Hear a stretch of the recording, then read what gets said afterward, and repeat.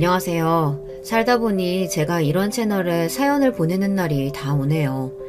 대부분 사연들이 그렇듯 제 사연도 남편 그리고 시댁 식구들에 관련된 기막힌 이야기입니다. 저는 운 좋게도 나름대로 넉넉한 집안에서 태어나 부족할 것 하나 없이 자랐습니다. 20대 시절에 저는 친구들이 말하길 전형적인 철없는 부잣집 아가씨였습니다.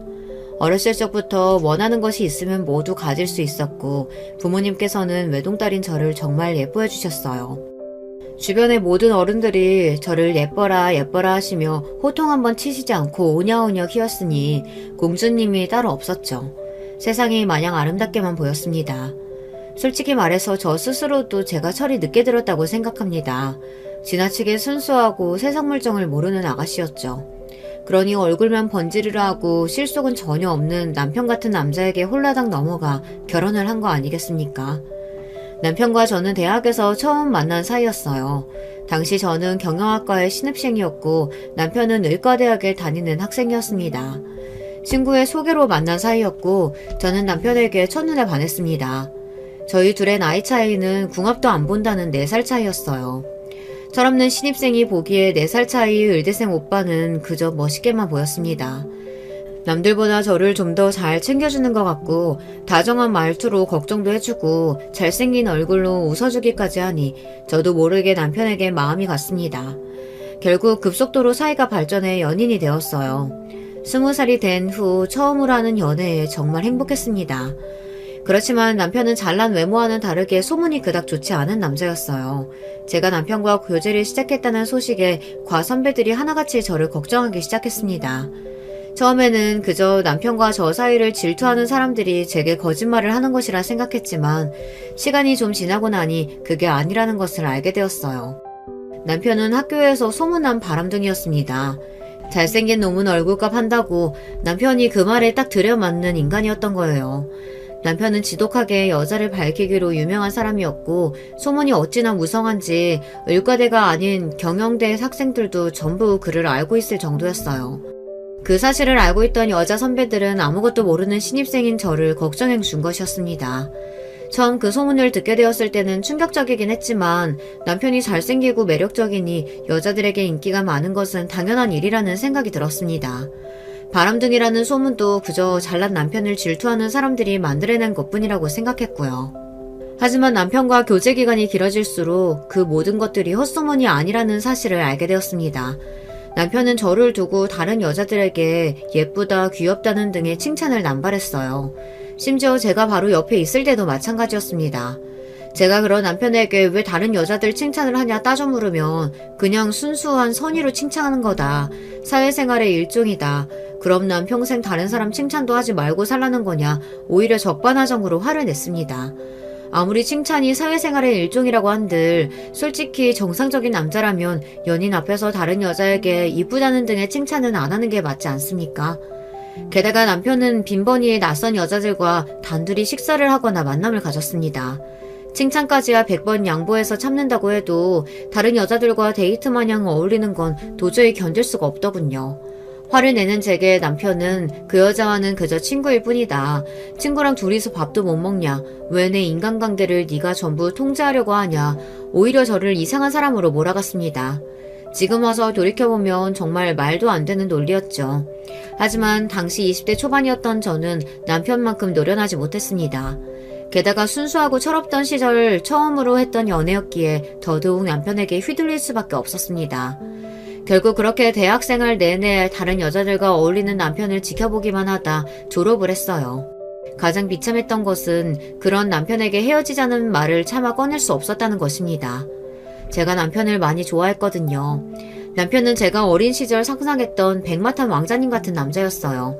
잘생긴 외모에 큰 키, 다정한 성격에 무려 의대생이었으니 능력까지 좋았죠.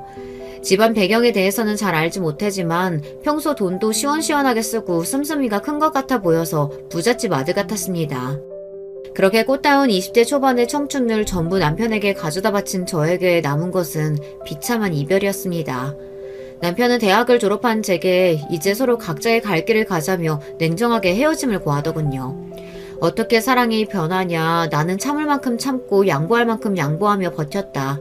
그런데 이렇게 허무하게 헤어질 수는 없다. 울고불고 매달려봤지만 아무 소용이 없었습니다. 저와 헤어지고 얼마 지나지 않아 남편에게는 새로운 여자친구가 생겼다는 소식이 들려왔습니다. 사실 저와 교제하는 동안에도 다른 여자들과 양다리를 걸치고 있었을지도 모르는 일입니다. 아니요, 분명 그랬을 거예요. 그 인간은 그러고도 남을 인간이니까요. 남편과의 이별 이후 한동안은 정말 힘들었습니다. 그런 못된 놈을 잊지 못하고 그리워하는 제 스스로에게도 화가 났고 하루아침에 저를 잊고 새로운 여자를 만나 히히덕거리는 남편도 원망스러웠습니다. 하지만 시간이 약이라고 그렇게 몇 달을 괴로워하고 나니 자연스레 잊혀지기는 하더군요. 마냥 철없고 순수했던 시절이 지나 현실을 깨닫게 되었다고나 할까요? 제가 찾던 백마탄 왕자님 같은 남자는 이 세상에 존재하지 않고 진실된 사랑 같은 것도 동화 속에서나 나오는 이야기라는 것을 인정하게 되었습니다. 그 뒤로는 남들과 비슷한 연애를 해왔습니다. 적당히 조건 맞는 사람을 만나 적당히 노력을 들이다 사귀다가 성격 차이 등 문제가 생기면 미련 없이 헤어지고 다시 새로운 사람을 만나기를 반복했습니다. 그러다 보니 점점 그놈이라는 생각이 들었어요. 운명적인 상대를 만날 수 있을 거라는 일말의 기대조차 사라지게 되었죠.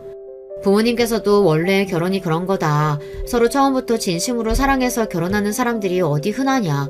조건 맞춰 만났다가 같이 살다 보면 정들고 그런 거라며 본인들도 선봐서 만난 사이인데 행복하게 살지 않느냐 말씀하셨습니다. 결혼 정년기가 되자 어머님께서는 주변에서 선자리를 하나 둘 알아오시기 시작했어요. 아버지께서 사업을 하셨기에 집안이 넉넉한 편이었고 저 또한 나름대로 명문대를 졸업해 번듯한 직장에 다니고 있어 조건은 꽤 좋은 편이었어요. 자랑은 아니지만 젊은 시절에는 외모 또한 어디 가서 뒤처지지 않을 정도였습니다. 어머니께서는 사윗감으로 전문직 남성을 원하셨습니다. 의사, 변호사, 검사, 판사, 그 중에서도 가장 원하는 직업은 의사였습니다. 어머니께서 유독 의사 사이에 집착하시는 이유가 있었어요. 저희 친가, 그러니까 아버지 집안은 대대로 의사 집안이었습니다. 증조할아버지, 친할아버지 모두 의사셨고 아버지 위로 한 명 있는 형인 큰아버지께서도 의사셨습니다. 큰아버지의 아들도 의사셨고 친조부모님께서는 아버지께서도 의사가 되길 바라셨어요. 하지만 아버지께서는 어렸을 적부터 의학보다는 사람을 상대하는 일을 좋아하셨고 친조부모님의 반대를 무릅쓰고 사업을 시작해 결국 큰 성공을 거두셨습니다. 물론 사업가로서는 성공했지만 친가에서 아버지는 완전히 찬밥 취급이었습니다. 유서 깊은 의사 집안에서 의사가 아니라 장사치가 나왔다며 무시당하기 일쑤였어요. 그런 가족들의 태도에 어머니께서는 외동딸이었던 저를 꼭 의사로 키우고 싶어 하셨습니다. 하지만 앞서 말씀드렸던 대로 저는 의대가 아닌 경영대에 진학하였고 아버지를 따라 사업과 관련된 공부를 했습니다. 그런 상황에서 어머니께서는 자연스레 사위라도 의사를 데려야 한다는 생각을 하셨던 것 같아요. 그렇지 않고서야 평생 동안을 친조부모님께 의사 타령을 들으며 지낼 것이 뻔했으니까요. 수많은 의사들과 소개팅을 했지만 조건에 딱 맞는 사람을 찾기는 쉽지 않았습니다. 처음으로 만났던 의사는 40대 후반의 남자였는데 몹시 뚱뚱한 체구에 식탐이 많은 사람이었어요.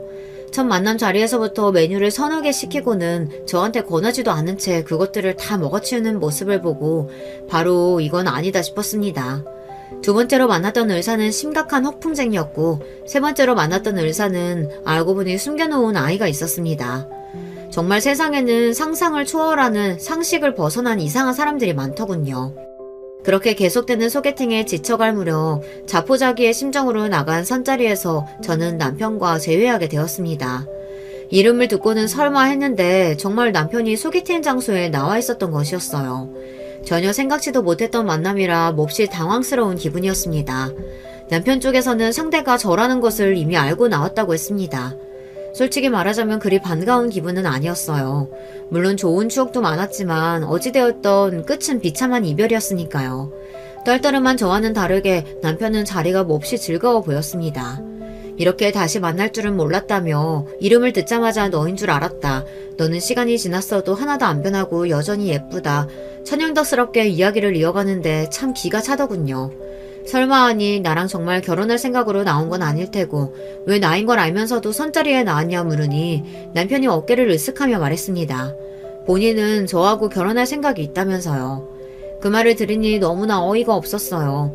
그럼 그때 헤어지지 말고 계속 만나지 그랬냐. 냉혈한 사람처럼 그렇게 버리고 갈 때는 언제고 이제 와서 무슨 결혼 타령이냐 언성을 높였습니다. 남편은 그런 제게 진정하라며 사람 일은 언제 어떻게 될지 모르는 거다. 지금하고 그때하고 상황이 같냐. 우리는 지금 서로의 필요에 의해 만난 것이 아니냐 말하더군요. 냉정하게 생각해보면 남편의 말이 맞았습니다.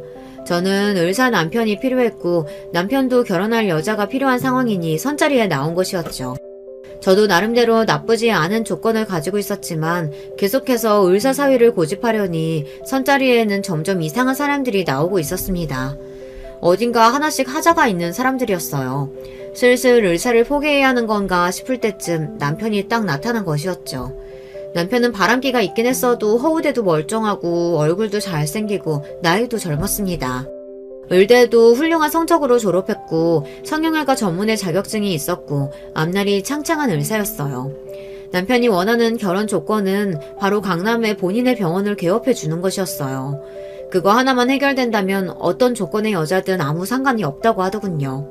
솔직히 강남에 병원을 개업해 주는 것은 아무리 저희 집안이 넉넉한 편이라고 하더라도 부담이 되는 일이었어요.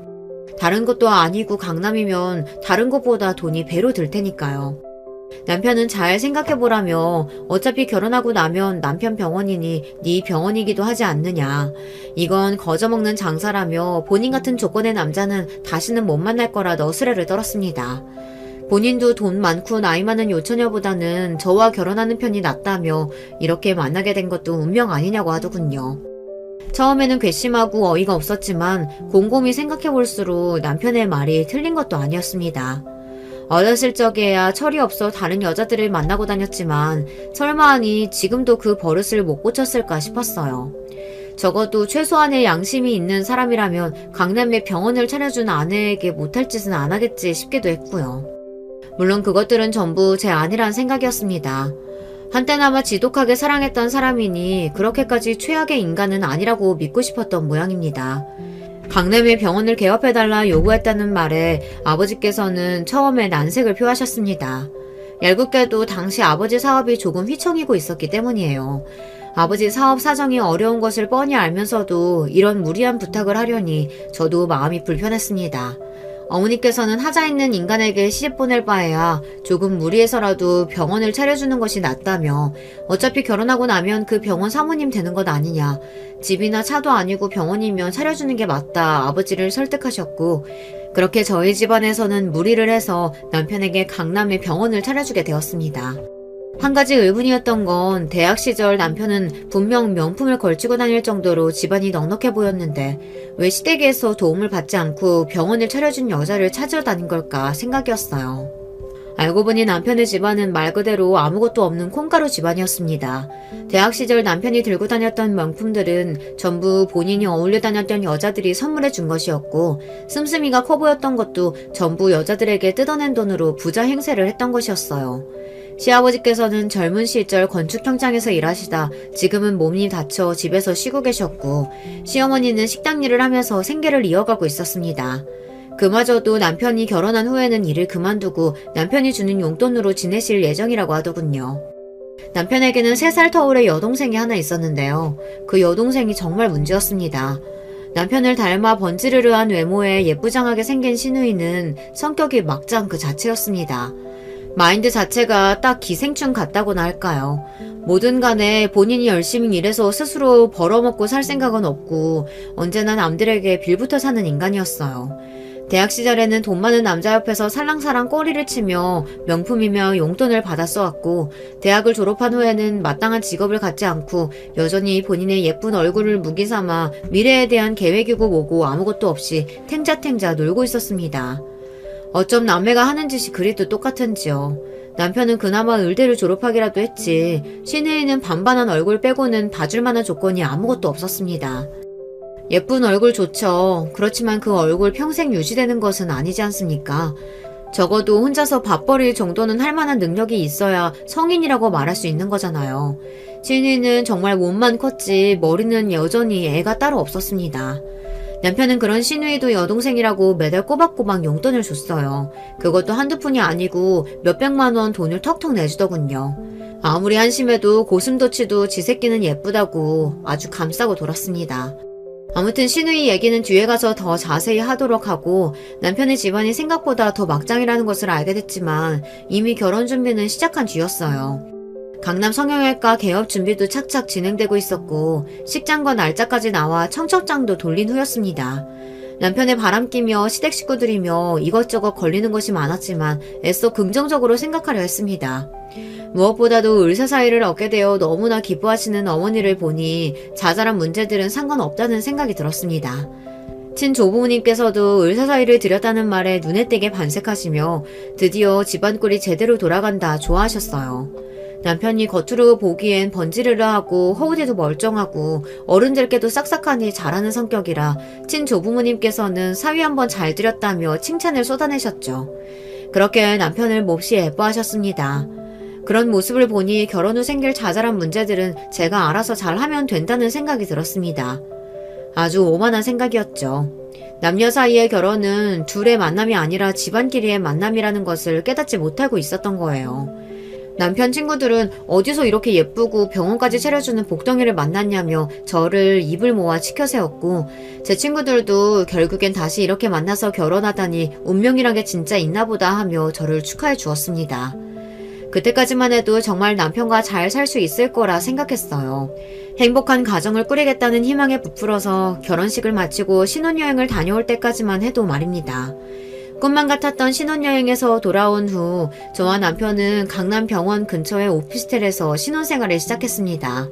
남편은 격떨어지게 무슨 오피스텔이냐 아파트에 살아야 한다 고집을 부렸지만 이미 병원 개업에 너무나 많은 돈을 썼던 저희 집안에서는 강남에 있는 아파트를 구할 여력이 없었습니다. 오피스텔도 제가 모아두었던 돈의 영혼까지 끌어모아 마련한 것이었어요. 남편은 집은커녕 혼수 하나도 제대로 해오지 않았으면서 매사에 불만이 많았습니다. 남들한테는 엄청난 부잣집 딸과 결혼했다고 떵떵거리며 자랑이란 자랑은 다 해놓았는데 오피스텔에 산다는 것을 들키면 얼마나 망신이겠냐며 적반하장으로 제 탓을 하더군요. 신혼 초부터 남편과 언성을 높이며 싸우고 싶지 않았기에 여기서 조금만 지대다 아버지 회사 사정이 다시 좋아지면 부탁드려 보겠다 어찌저찌 이야기를 마무리했습니다. 얼마 후 남편의 성형외과가 개업을 하게 되었고 감사하게도 주변 분들이 많이 찾아주신 덕에 점점 손님들이 늘어나게 되었습니다. 강남의 입지 좋은 곳에 개업한 병원이니 손님이 적기도 어려웠었지만 날이 갈수록 입소문을 타고 손님들이 줄을 서서 찾아올 정도가 되었어요. 남편도 눈꽃을 새 없이 바쁘게 되었습니다. 병원에서 밤을 새고 돌아오는 날이 잦아졌고 아무리 병원 일이 바쁘다지만 이렇게까지 바쁠 일인가 싶더군요. 병원 일에 대해서는 잘 모르지만 솔직히 원장이 바쁘면 얼마나 바쁘다고 며칠을 내리 연속으로 야근을 하나 싶었습니다. 다른 사람도 아니고 바람기가 다분한 남편이다 보니 자연스레 의심이 들 수밖에 없었어요. 그동안은 바빠서 그런 거겠지 하고 넘기려고 했지만 의심을 무턱대고 덮어둔다고 사라지진 않았습니다. 설마 결혼한 지 얼마나 됐다고 벌써 바람을 피겠어 싶은 마음도 있었어요. 남편과의 사이가 그리 나쁘지도 않았고요. 남편은 20대 초반에 연애를 하던 시절처럼 제게 다정했고 외모 관련된 칭찬도 많이 했습니다. 남들이 보기에는 사이가 좋다 못해 꿀이 떨어지는 부부였고요. 그랬기에 더더욱 남편의 외도를 의심하지 않으려 애썼던 것 같습니다. 내 앞에서 저렇게 다정하고 착한 남편처럼 구는 사람이 뒤로는 다른 여자들을 만나고 있다는 사실을 알게 되면 정신적 충격이 너무나 클 것 같았어요. 애써 현실을 부정하고 외면하려 노력하고 있었던 것이었어요. 그날도 남편이 야근한다며 집에 늦게 들어가겠다고 연락을 해왔고 저는 알겠다 답을 해놓고서 남편 몰래 병원으로 향했습니다. 야근을 한다던 남편의 말과는 다르게 병원은 불이 다 꺼져 있었어요. 문까지 잠겨 있었습니다. 나한테 거짓말을 했구나. 친구들과 술을 마시러 갔나 아니면 다른 여자를 만나러 간 건가 여러 생각들이 들 때쯤 뭔가 이상한 촉이 왔습니다.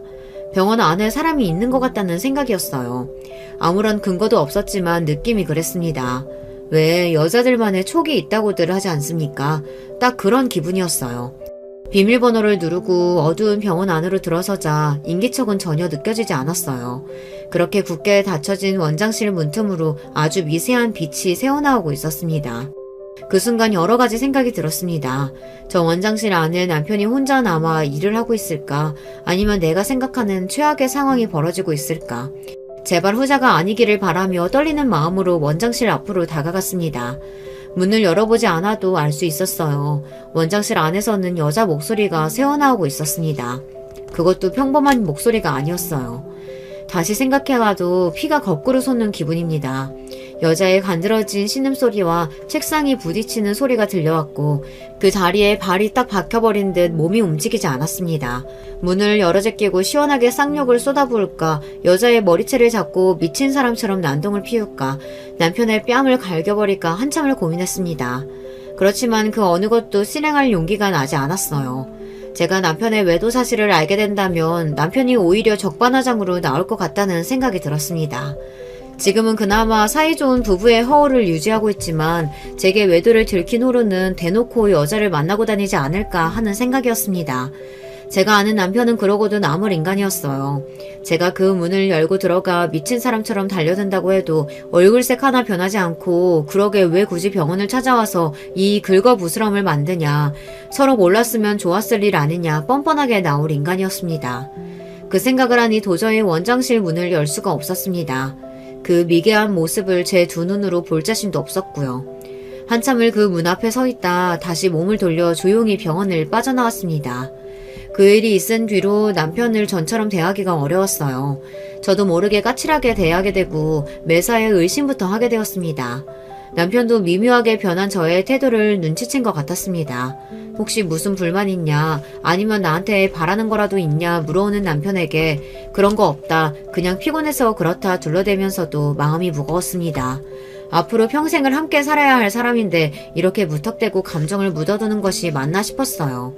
그렇다고 남편의 외도 사실을 들먹이며 서로 얼굴을 붉히고 싸울 자신도 없었습니다. 결혼 전 자잘한 문제들을 스스로 해결할 수 있을 거라고 생각했던 오만한 자신에게 후회도 들었습니다. 사람은 쉽게 변하지 않는다고 20대 초반에 그렇게 고생을 하며 연애를 했으면서 무슨 자신감으로 이 남자와 아무 문제 없이 행복하게 살 수 있다고 생각했던 걸까 싶었습니다. 매일같이 저를 괴롭히는 생각은 도대체 그 여자가 누구였을까 하는 의심이었어요. 남편의 주변에는 여자들이 참 많았습니다. 당장 병원만 해도 예쁘고 젊은 간호사들이 수두룩했어요. 대학 동기 여의사들도 있었습니다. 병원을 찾는 손님일 수도 있었고 제가 모르는 또 다른 곳에서 만난 여자일 수도 있었습니다. 의심의 꼬리를 물고 계속해서 이어지다 보니 별별 이상한 상상까지도 다 들었고 너무나 고통스러웠어요. 남편이 간호사와 이야기하는 모습만 봐도 그때 그 여자가 저 간호사는 아닐까, 저 불려시 같은 년이 내 남편을 꼬신 건 아닐까 하는 비이성적인 생각까지 들었습니다. 제 이런 의심을 눈치채기라도 한 건지 남편은 한동안 야근도 하지 않고 집에 제 시간에 꼬박꼬박 잘 들어왔어요. 다른 여자를 만나는 것 같은 정황도 보이지 않았고요. 시간이 좀 흐르자 제가 의부증에 걸려 그때 헛것이라도 들은 게 아닌가 싶을 정도였어요. 남편은 너무나 가정적이고 다정한 남편이었고 병원 간호사들도 모두 입을 모아 저런 완벽한 남편이 어디 있냐며 잘생기고 아내만 바라보고 능력까지 좋은 남편이라니 사모님은 너무 좋으시겠다 남편을 치켜 세웠습니다. 남편이 별다른 의심이 갈 만한 행동을 하질 않으니 점점 마음이 안정되어 갔습니다. 나중에는 그날 밤의 일이 헛것이 아니라 사실이었다 하더라도 하룻밤의 불장난 정도는 눈 감고 넘어가 줄 수 있다는 생각까지 들 정도였어요. 그만큼 남편은 가정에 충실했고 저희 가족들에게도 잘했습니다. 처음에는 강남의 병원을 개업해달라는 요구에 남편을 속물처럼 생각하셨던 아버지께서도 어른들께 싹싹하니 잘 대하는 남편을 보며 생각보다는 괜찮은 놈인 것 같다고 넌지시 칭찬을 건네시기도 했어요. 상황이 그렇게 흘러가니 지금처럼만 가정에 충실하고 다정한 남편 역할을 잘한다면 남편이 저를 속이고 뒤로 여자 하나 둘 만나고 다니는 것 정도야 참고 살 수 있다는 생각이 들었습니다. 지금 생각해보면 참 말도 안 되는 생각인데 그때는 왜 그런 생각을 했는지 모르겠습니다. 어떻게 해서든 남편과의 관계를 안정적으로 유지해야 한다는 강박이 있었을지도 모르겠습니다. 강남의 병원까지 개업해가며 성사시킨 결혼인데 절대 파토낼 수 없다는 부담감이 있었던 것 같아요. 이혼하게 된다면 부모님께도 못할 짓이라는 생각이 들더군요. 저 하나만 참고 넘어가면 모두가 행복할 수 있다고 생각했던 것 같습니다. 그러나 저희 결혼 생활에 닥친 시련은 남편의 바람기뿐만이 아니었습니다. 앞서 말씀드렸듯 시댁 식구들은 전부 타고난 거머리 체질이었어요. 잘 키운 아들 하나에 빌부터 3명이 어떻게든 먹고 살려고 아등바등 애를 쓰는 사람들이었어요. 병원 개업과 동시에 시어머니께서는 식당 일을 그만두시고 남편에게 매달 500만 원씩 용돈을 요구하셨습니다. 사정이 어려우신 시부모님을 도와드리는 것이야 그리 부담스러운 일은 아니었지만 액수가 문제였습니다. 500만 원이 어디 땅 파서 나오는 돈인가요? 물론 남편의 병원 수입이 그의 몇 배가 되긴 했지만 그렇다고 그 돈을 남편 맘대로 쓸 권리가 있는 건 아니지 않습니까? 게다가 시부모님뿐만 아니라 사지 멀쩡한 시누이까지 달에 몇백씩은 기본으로 퍼주니 머리가 아플 지경이었어요. 그 문제로 남편과 여러 번 말다툼을 했지만 남편은 요지부동이었습니다. 몸이 아프신 시부모님께 달에 500만 원도 못 드리냐. 내가 한 달에 버는 돈이 얼만데 겨우 그거 가지고 쪼잔하게 그런 식으로 구냐. 그리고 여동생은 곧 있으면 본인이 알아서 잘 벌어먹어 살 거다. 취업 준비하는데 보태라고 조금씩 용돈 주는 것이 그렇게 거슬리냐. 당신은 동생이 없어서 모르는 거다. 어쩜 그렇게 뻔뻔하게 사람을 쫌생이처럼 몰아가던지요. 게다가 시누이는 남편에게 용돈을 허구한 받아다 쓰는 것도 모자라서 병원에 찾아와 무료로 시술을 받기까지 했습니다. 어쩌다 한두 번 오는 거라면 몰라도 매일매일 지치지도 않는지 필러며 주사며 눈 돌아가게 비싼 시술들을 돈이 맡겨놓기라도 한 듯이 요구했습니다. 얌전히 와서 얌전히 시술을 받고 가는 것도 아니었어요. 시누이가 병원에 오는 날이면 꼭 사고가 터졌습니다. 시누이 성격이 워낙 알가닥에 아나무인 뻔뻔 그 자체라 조금이라도 자기 마음에 안 드는 일이 생기면 앞뒤 안 가리고 따지고 들고도 했습니다. 간호사가 주사를 아프게 놨다든지 간호사들끼리 자기 뒷담화를 했다든지 말도 안 되는 트집을 잡으며 화를 내고 병원 분위기를 망쳐놓기 일쑤였어요. 참다 못한 제가 이런 식으로 행패 부릴 거면 다시는 오지 말라 쓴소리를 했지만 시누이는 제 말을 귀뚱으로 들었습니다. 본인 오빠 병원에 오는데 언니가 뭐라고 이래라 저래라 하냐면서요. 남편이 워낙에 시누이를 싸고 들었으니 그런 방자한 태도도 이해가 갔습니다. 저도 어렸을 적에 부모님께서 하도 오냐오냐 키우신 탓에 20대까지만 해도 완전히 공주님 같은 성격이었으니까요. 그래도 저는 남편과 연애하고 사회생활을 겪으며 어느 정도 철이 들었는데 시누이는 여전히 온실속 화초 그 자체였습니다. 그것도 성격이 무지 더러운 화초였어요. 도저히 상식적인 대화가 통하지 않는 상대였고 몇 번 말다툼을 하고 난 뒤로는 똥이 무서워서 피하나 더러워서 피하지 하는 생각으로 멀리하게 되었습니다. 매달 500만 원씩 받는 용돈으로는 부족하셨는지 시어머니께서는 틈만 나면 제게 전화를 해 이거 해달라 저거 해달라 요구를 하셨습니다. 다른 집 며느리들은 패키지로 크루즈 여행을 보내준다더라. 누구 집 엄마는 생일 선물로 명품백을 받았다더라 하면서 어찌나 부담을 주시던지요. 참다 못해 제가 이런 전화는 당신이 알아서 해결하라 남편에게 한마디 하자 남편은 어머니가 평생 이런 것들을 제대로 누려보신 적이 없어서 요즘 좀 신이 나신 거다. 겨우 전화 몇 번 했다고 그게 그렇게 불만이냐 바로 제 탓을 했습니다. 평소 같았으면 지고 넘어갔겠지만 그때는 도저히 참을 수가 없었어요.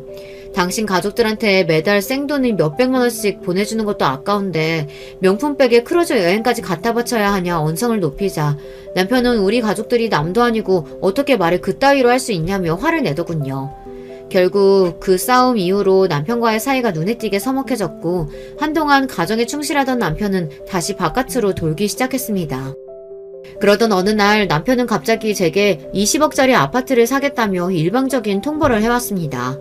너무나 갑작스러운 이야기에 그게 무슨 말이냐 묻자 그동안 이 좁아터진 오피스텔에서 사느라 너무 힘들었으니 이사를 가야겠다는 겁니다. 돈이 어디 있어서 20억짜리 아파트를 사냐 되묻자 남편은 병원을 담보로 대출을 받겠다고 했습니다. 저는 그런 남편에게 말이 되는 소리래라. 막말로 병원은 지금 장사가 잘 되지만 언제 망할지 모르는 일이다. 만약 의료사고라도 터져서 병원이 문을 닫게 되면 그 빚은 다 어떻게 갚으려고 그러냐. 남편을 뜯어말렸지만 남편은 고집불통이었습니다.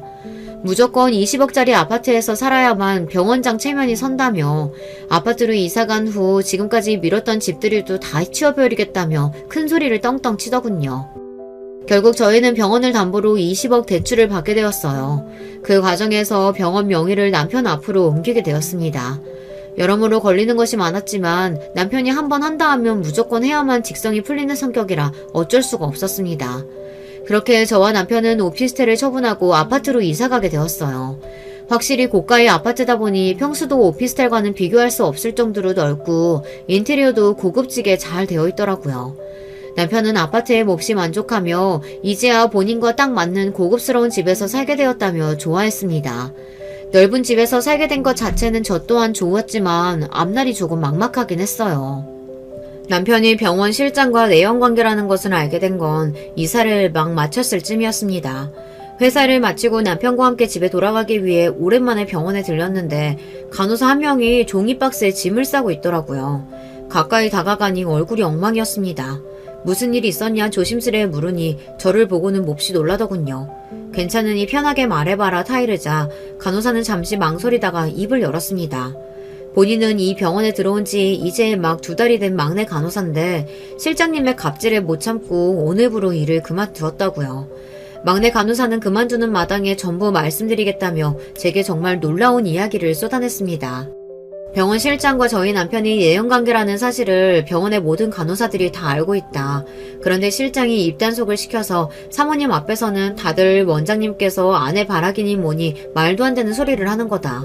사모님이 안 계실 때는 실장이 지가 진짜 원장님 부인이라도 되는 듯 갑질을 하고 간호사들을 부려먹는다.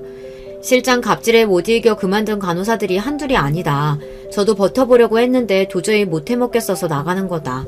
못 믿겠으면 지나가는 간호사들 붙잡고 물어봐라.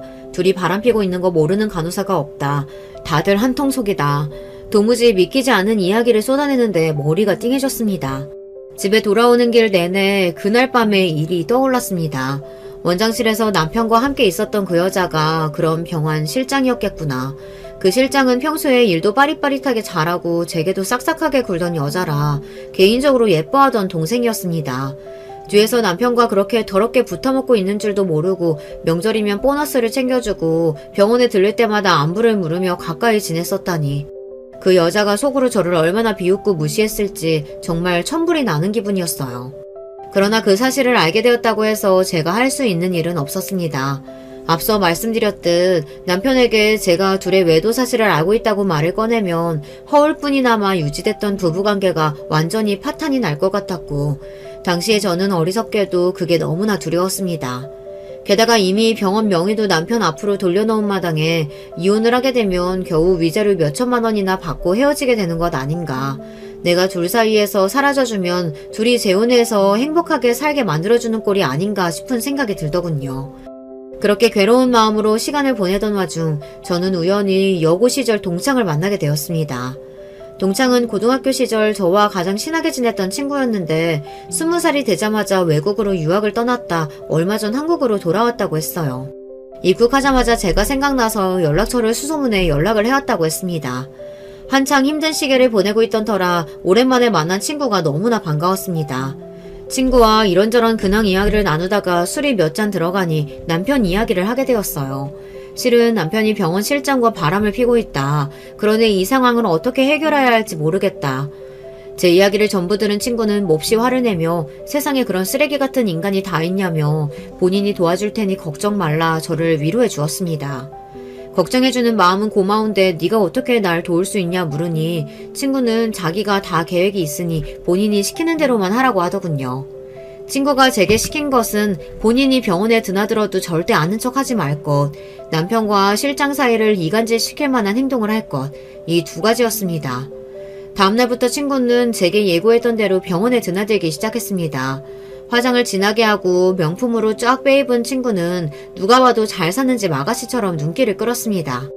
친구는 항상 꼭 집어서 원장님께 상담 시술을 받기를 원했고 미인계의 약한 남편은 홀라당 친구의 계력에 넘어가고 있는 듯 했습니다.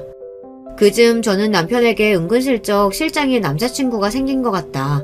저번에 병원 지하주차장에서 봤는데 웬 모르는 남자랑 다정하게 껴안고 그 남자 차를 타고 가더라. 거짓 소문을 흘렸고 실장에게는 남편이 실장 말고도 어울리는 여자가 많다는 듯한 분위기로 이야기를 꺼냈습니다. 연애 시절부터 하도 바람기가 심해서 이제는 거의 포기하고 살고 있다면서요. 솔직히 계획을 실행하면서도 반신반의였습니다. 아무리 그래도 남편이 이렇게 얕은 수에 쉽게 넘어올까 생각이 들었거든요. 하지만 남편은 제 생각보다 더 단순하고 멍청한 인간이었나 봐요. 친구는 남편 앞에서 본인이 엄청난 부잣집 딸이지만 아직까지 운명의 짱을 만나지 못해 결혼을 못한 여자인 척 이야기를 흘렸고, 본인 앞으로 물려받을 재산만 몇백억이 된다는 거짓말을 했다고 합니다. 친구가 입고 다니는 명품이며 끌고 다니는 비싼 차를 보고 남편은 그 거짓말을 홀라당 믿어버린 것이었어요. 친구는 저처럼 제법 넉넉한 집안에서 태어나 자란 부잣집 아가씨이긴 했지만 물려받을 재산이 그 정도로 많은 재벌은 아니었습니다. 전부 남편을 꼬여내기 위한 거짓말이었고, 친구는 본인과 결혼하면 남편에게 병원 2호점, 3호점을 개원해주고 지금 살고 있는 20억 아파트보다 더 큰 아파트로 이사갈 수 있게 해주겠다 살살 바람을 불어넣었다고 합니다. 만나고 있는 실장도 다른 남자가 생긴 것 같고, 아내는 요즘 들어 본인을 의심하는 눈치고, 그렇지 않아도 이사를 하며 20억이라는 빚이 생겼는데 이게 웬 떡이냐 싶었던 남편은 바로 그 미끼를 물어버렸습니다.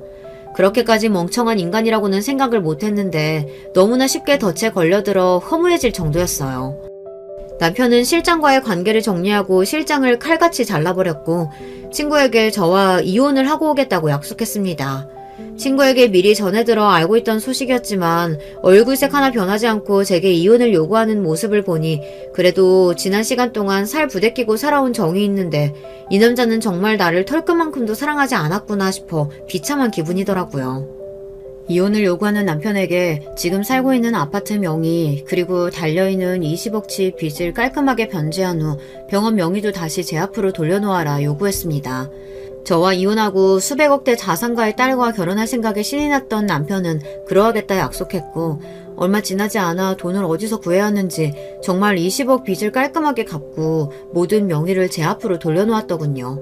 서류들을 보니 속이 시원하다가도 마음이 씁쓸했습니다. 그렇게 이혼 도장을 찍어주고 저와 남편은 완전히 남남이 되었어요. 그 뒤로 저희 남편, 아니 이제는 전 남편이 되어버린 그 남자가 어떻게 되었을지는 안 봐도 뻔하시죠. 이혼 도장이 찍힌 서류를 당당히 들고 친구에게 돌아간 남편은 대차게 퇴짜를 맞았습니다. 친구는 그동안 당신같이 여꺼운 인간 얼굴 보면서 사탕 발림 말하느라 비위상해 죽는 줄 알았다며, 사람이 주제를 알아야지 어디 쥐뿔도 없는 인간이 나 같은 여자랑 결혼하려고 했냐 말을 싹 바꾸고 남편을 쫓아냈다고 합니다. 너무나 당황한 남편이 친구에게 매달리며 갑자기 왜 이러냐, 본인이 잘하겠다 손이 발이 되도록 빌었지만 친구는 그런 남편을 비웃을 뿐이었습니다. 갑작스레 태도를 바꾼 친구의 무언가 이상하다 느낀 남편은 그제서야 친구의 뒷조사를 했고, 친구가 저와 친구 사이라는 것을 어떻게 알게 되었는지 그 길로 저를 찾아왔습니다. 이건 명백한 사기행위고 기만행위다. 애초부터 친구랑 짜고 쳐서 나를 속여먹은 것 아니냐. 경찰에 신고하겠다 소리를 빽빽 질러대는 남편에게 신고를 하려면 어디 해봐라. 무슨 죄목으로 집어넣을 거냐. 남녀가 연애를 하다 마음이 안 맞으면 헤어질 수도 있는 것 아니냐. 내 친구가 너한테 이혼하라고 칼을 들이밀고 협박을 했냐. 아니면 너한테 재산을 다 주겠다고 서약서를 쓰길 했냐. 친구 말 듣고 홀라당 이혼해버린 건 너 스스로 아니냐. 어디서 남의 탓을 하며 언성을 드높이냐. 저도 지지 않고 악을 썼습니다. 알고 보니 남편이 병원 앞에 달린 20억치 빚을 다 갚을 수 있었던 이유는 시부모님의 도움 덕분이었어요. 가진 것이 아무것도 없다며 제게서 매달 몇백만 원씩 돈을 받아가셨던 시부모님께서는 시골에 숨겨두었던 땅이 제법 크게 있으셨던 모양이더라고요. 그 땅을 담보 잡아 20억 대출을 받았던 것이었습니다. 어차피 친구와 재혼하게 되면 다 갚을 수 있는 돈이라고 생각했던 것이죠. 그러나 친구에게 대차게 까여버린 지금 그 돈을 갚을 수 있는 방법은 사라졌고, 남편 앞으로는 병원이고 아파트고 아무런 명의가 남아있지 않았습니다. 시부모님께서는 조상 대대로 내려온 땅을 뺏기게 생겼다며 나쁜 년, 발칙할 년, 때려 죽어도 시원찮을 년년 거리시며 제게 욕을 쏟아내셨고, 남편도 마찬가지였어요. 이젠 그런 모습을 봐도 아무런 화조차 나지 않았습니다. 그저 불쌍하고 역겨운 인간들이라고 생각이 들 뿐이었죠. 그뿐만 아니라 시누이도 본인 명의로 대출을 받았던 모양이었어요. 그것도 제2금융권에서요. 마땅한 직업도 없는 여자가 어디서 돈을 빌렸나 했더니 사채를 끌어다 쓴 것 같더라고요. 시부모님이 가지고 계시던 땅으로는 20억이라는 큰 돈을 마련할 수가 없었죠.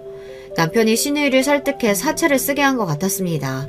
본인이 재혼만 하면 바로 갚고 너한테도 돈을 떼어주겠다 설득해 사채까지 쓴 모양이던데, 신이는 본인 인생 어떻게 책임질 거냐며 남편에게 따지고 들고, 남편은 내가 그동안 너에게 가져다 준 돈이 얼만데 배은망덕하다며 어디서 큰 소리냐 신우이의 뺨을 때리고 아주 난리도 아니었습니다. 그 모습을 보고 있으려니 머리가 아파질 지경이라 경찰 부르기 전에 당장 내 눈앞에서 꺼지라고 소리를 질렀고, 남편은 병원만이라도 본인 명의로 돌려달라며 뻔뻔하게 요구를 해왔습니다. 그런 남편을 보니 참 기가 차더라고요. 도대체 사람이 어떻게 그렇게까지 뻔뻔하고 아나무인일 수 있나. 애초에 그 병원도 우리 아버지가 개업해 주신 것 아닌가. 처음부터 당신 손에는 아무것도 없었다. 전부 당신이 자초한 일이고 욕심부린 벌이다. 이제 당신 애들하고는 평생 엮이고 싶지 않으니 말도 안 되는 소리 하지 말고 썩 꺼지라고 했습니다. 그러나 말로 해서 들을 인간들이었다면 애초에 저를 찾아오지도 않았겠죠. 명의를 돌려주기 전까지는 절대 집에서 한 발자국도 못 움직인다고 말도 안 되는 고집을 부리는 통에 결국 경찰서들을 불러 어거지로 끌어냈습니다.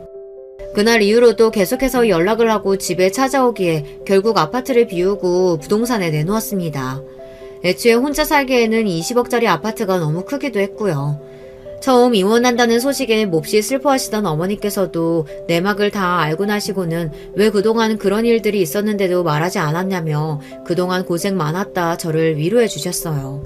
아버지께서는 내 그놈 처음에 병원 차려달라고 말할 때부터 그런 파렴치한 놈인 줄 알았다며 언성을 높이셨습니다. 그래도 어찌됐든 병원은 물론 아파트까지 전부 제 명의로 돌렸고 깔끔하게 합의 이혼까지 했으니 불행 중 다행이라고 생각했습니다. 남편과 깔끔하게 이혼할 수 있도록 도와준 친구에게는 정말 고마운 마음뿐이에요. 일이 다 마무리되고 친구에게 필요한 것이 있으면 뭐든 말해라. 네가 원한다면 아파트 명의를 네 앞으로 돌려줄 수 있다 말했지만 친구는 고개를 가로저었습니다. 자기가 한 일은 그저 옆에서 남편을 살살 꼬여낸 것뿐이고 친구로서 이 정도 일은 아무것도 아니라면서요. 입장을 바꿔서 만약 저였어도 본인이 이런 상황에 처해 있었으면 발벗고 나서도 도와주지 않았겠냐면서 부담스럽게 친구 사이에 큰돈 주고받지 말자 딱 잘라 제 선물을 거절했습니다. 이제 막 한국에 돌아와 아는 사람도 없고 심심했는데 이혼도 했으니 앞으로 본인과 자주 만나 밥도 먹고 놀아달라며 너스레를 떠는데 너무 고마운 마음이었습니다. 친구와는 지금도 일주일에 2번씩 만나 함께 식사도 하고 쇼핑도 하는 가까운 사이예요. 휘청이던 아버지 사업은 최근 들어 다시 제자리를 찾아가고 있고 병원도 세를 내주어 매달 큰돈이 월세로 들어오고 있습니다. 아파트가 팔리면 그 돈은 전부 부모님께 그대로 드릴 생각이에요. 어렸을 적부터 저를 키워주시고 제가 결혼할 수 있도록 어려운 상황에도 병원까지 개업해주신 분들께 약소하게나마 보답한다고 생각하려고요. 어머니께서는 아이도 없고 아직 젊은 나이니 더 늦기 전에 재혼처를 알아보시고 싶은 눈치였지만 저는 남편과의 일을 겪고 나서 결혼 생각이 싹 사라졌습니다. 앞으로 한동안은 남자한테 눈길도 주지 않을 것 같아요. 그동안 마음고생한 스스로에게 재충전할 시간을 주고 싶습니다. 그리고 아무리 생각해도 전 남자 보는 눈이 너무 없는 것 같아요. 그런 쓰레기 같은 인간에게 2번이나 반해 제 무덤을 스스로 팠으니 말입니다. 좀 더 나이가 들고 연륜이 생기면 괜찮은 남자를 알아볼 수 있게 될지도 모르는 일이지만 일단은 남자보다 제 일에 집중하려고 합니다. 대학 동기들을 통해 건너 들려오는 소문으로는 전 남편은 서울 구석에서 페이닥터로 일하고 있다고 하더라고요. 그마저도 일하는 족족 빚 갚는 데 써야 할 테니 온 가족이 옹기종기 모여 어디 반지 앞방에서나 살고 있을지 모르겠습니다. 이제는 신경 쓸 필요도 없고 궁금하지도 않은 이야기입니다. 빚쟁이들에게 쫓겨가며 불쌍하게 살고 있든 끼니도 제대로 해결하지 못하고 거지들처럼 길거리에 나앉아있든 전부 자업자득이라고 생각합니다. 애초에 남편이 바람도 피지 않고 쓸데없는 욕심만 부리지 않았다면 평생 시댁 식구들 모두 남편에게 빨대 꽂고 잘 살 수 있었을 텐데요. 남편이 멍청한 데다 욕심만 많았던 덕에 제가 이렇게 시원하게 복수에 성공했으니 나름대로 고마운 일일지도 모르겠네요. 어찌되었던 제 이야기는 여기서 마무리하겠습니다. 들어주신 모든 분들께 감사드리고 모두 좋은 하루 되시길 바랄게요. 안녕하세요. 저는 서울 사는 50대 여자입니다. 요즘 부쩍 날씨가 더워졌는데 여러분은 어떻게 지내세요? 에어컨과 선풍기가 없다면 저는 벌써 더위를 먹었을 거예요. 유난히 더위에 약해서 여름이 되면 몸에 열이 나고 땀도 무척 많이 흘린답니다. 밖에 나갈 때는 걸어야 하는 상황이 오면 반드시 양산을 들고 나가곤 해요. 집에서도 항상 얼음물을 먹을 정도로 더위에 약한 제가 오늘은 이 무더위를 날려버릴 시원한 사연을 가져왔습니다. 제가 인생을 살며 참 다사다난했는데요. 그 중에서도 제일 시원한 사이다 사연이랍니다. 이 사건을 생각하면 자다가도 웃음이 나올 정도로 통쾌한 사연이니 끝까지 집중해서 들어주세요. 오늘 얘기할 사연은 바로 제 딸과 관련된 사연이랍니다. 이 사연을 듣는 분 중 혹시 자식이 있는 분들 있으세요? 모든 부모라면 공감할 텐데 제 인생은 딸을 낳기 전과 후가 아주 다르답니다. 사실 딸이 태어나기 전의 인생은 잘 기억도 나지 않아요. 우리 미영이 학교에서 엄마 없다고 누가 놀려도 절대 기죽지 마. 알겠지? 네 엄마는 너를 얼마나 사랑했는지 몰라. 비록 몸이 좋지 않아서 이른 나이에 하늘로 갔지만 아빠는 엄마가 하늘에서 우리를 보고 있다고 생각해. 나도 우리 엄마가 항상 아빠랑 내 주변에 있다고 생각해. 그리고 학교에서 애들이 엄마 없다고 놀려도 나는 아무렇지도 않아. 그런 사소한 놀림에 상처받지 않으니까 아빠도 내 걱정은 안 해도 돼. 아휴, 네 엄마 닮아서 말은 청산유수다. 우리 미영이 말하는 것을 보면 꼭 먼저 죽은 네 엄마가 생각이 나. 네 엄마도 진짜 똑똑하고 당찬 여자였거든. 아무튼 아빠는 우리 미영이가 행복하게 살았으면 좋겠어. 저는 엄마가 없이 자라서 제 소원은 내 자식에게 사랑을 많이 주는 엄마가 되는 거였습니다. 학창시절에 엄마가 없다고 놀림을 받는 일도 적지 않았지만 그럴 때마다 상처를 받고 의기소침하진 않았어요. 그저 지나가는 과정이라고 생각했습니다. 힘들 때마다 오히려 공부에 매진했더니 성적도 높아서 나중에는 친구들이 저를 놀리지도 않았어요. 미영아, 그렇게 혼자 도서관에 남아서 제일 마지막까지 공부하더니 결국 대학에 합격했구나. 진짜 축하한다. 선생님은 미영이가 이렇게 좋은 대학에 입학할 줄 알았어. 높은 성적으로 서울에 있는 대학에도 합격했었어요. 슬프지만 우리 아빠가 벌어오는 돈은 많지 않았습니다.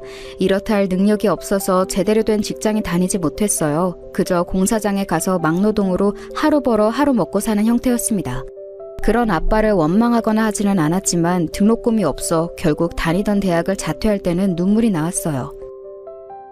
미영아, 미안하다. 아빠가 우리 딸 대학에 힘들게 들어갔는데 그거 끝까지 다니게 하지도 못하고 너한테는 그냥 미안한 마음뿐이다. 아빠는 하늘에 있는 네 엄마 얼굴을 어떻게 보니? 저승에서 만나면 그저 미안하다고 또 빌어야지. 아빠 왜 울어? 울지 마. 나도 사실 속상하긴 해.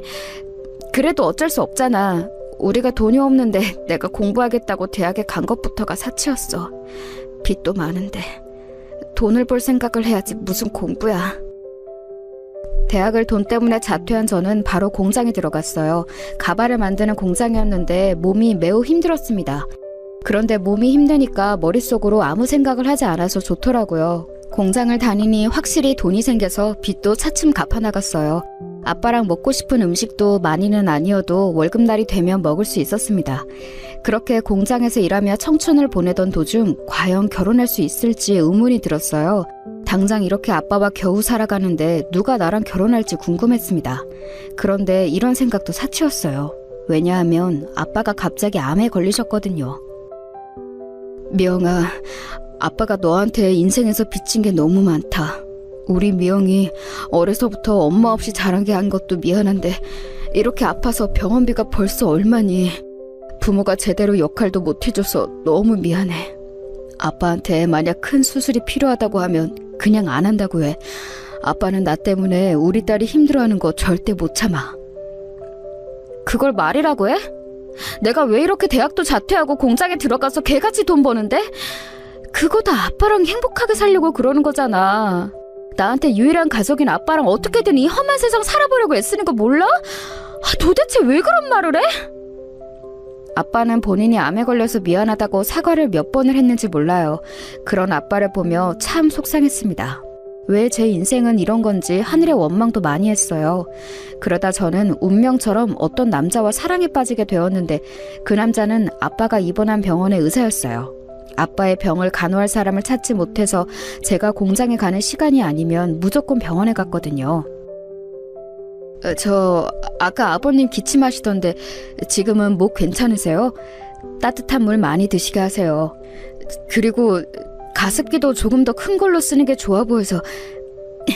여기요. 이거 제가 가지고 있던 건데 지금 쓸 일이 없어서 드릴게요. 아버님 쾌차하시길 진심으로 바라요. 아, 감사합니다. 가습기 고마워요. 감사하게 받을게요. 매번 이렇게 담당도 아닌데 챙겨주셔서 진심으로 감사드려요. 저 없을 때도 아빠 많이 보러 오신다고 들었어요. 우리 아빠를 이렇게 신경 써주시다니 제가 몸둘 바를 모르겠어요. 그 의사는 아예 다른 병동에서 일하는 사람이었는데 유독 우리 아빠와 저에게 관심을 표현했습니다. 시간이 지나며 그 관심은 저한테 가진 호감에서 비롯된 거라는 것을 저도 알게 되었죠. 그러면서 의사는 저에게 적극적으로 다가오기 시작했습니다. 가정 형편이 안 좋아 연애하고는 담쌓고 살던 저라 참 얼떨떨했어요. 친구도 없고 오로지 제 인생에서 아빠밖에 없던 시절이라 그런 의사의 존재가 참 고마웠습니다. 조심스럽고 진지하게 시작한 의사와의 관계는 제 인생에 많은 영향을 끼쳤어요. 제가 일하느라 병원에 오지 않으면 의사가 대신해서 아빠를 돌봐주었습니다. 저는 아빠한테 진심으로 대하는 모습을 보며 마음을 완전히 의지하게 되었어요. 그렇게 제가 의사와 한 번에 결혼에 성공했으면 이 사연을 제보하지도 않았을 거예요. 남자가 저에게 진지하게 결혼하자고 얘기한 바로 며칠 뒤 어떤 아줌마가 저를 찾아왔어요. 병동에서 아빠의 간호를 하고 있는데 누가 찾아와서 제 머리채를 잡았습니다. 아빠가 다행히 잠을 자고 있던 상태라 머리가 잡힌 채로 아줌마를 복도로 꺼내왔어요. 누구세요? 갑자기 들어오셔서 이러면 어떡해요? 아줌마, 이게 무슨 짓이에요? 경찰 부를 거예요? 야, 이년아, 경찰? 불러. 네가 우리 아들 꼬셨지? 어디서 우리 아들하고 결혼할 생각을 해? 집안도 근본도 없는 주제.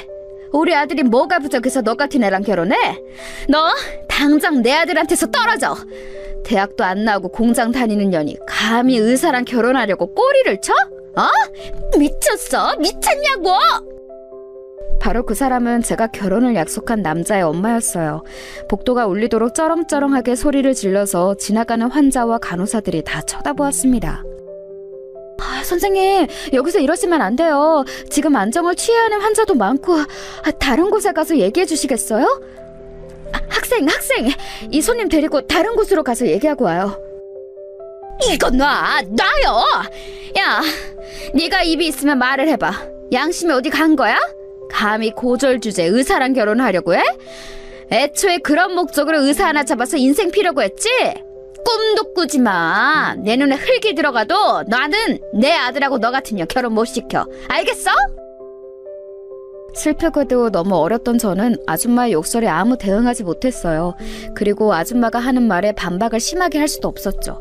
누가 봐도 의사와 고졸 출신 공장에서 일하는 사람은 맞지 않잖아요. 그래서 그저 눈물을 흘리고 있었는데 그때 남자가 호출을 받고 사건이 발생한 곳으로 달려왔습니다. 어머니, 여기서 뭐 하시는 거예요? 미영씨, 죄송해요. 제가 며칠 전에 결혼 얘기를 슬며시 꺼냈는데 우리 부모님이 아직 옛날 분들이라. 엄마, 제가 잘 설명한다고 했잖아요. 설명? 다 필요 없어. 나는 죽어도 저 여자랑 결혼 못 시키니까 그렇게 알아. 다 죽어가는 환자를 장인어른으로 모시고 싶니?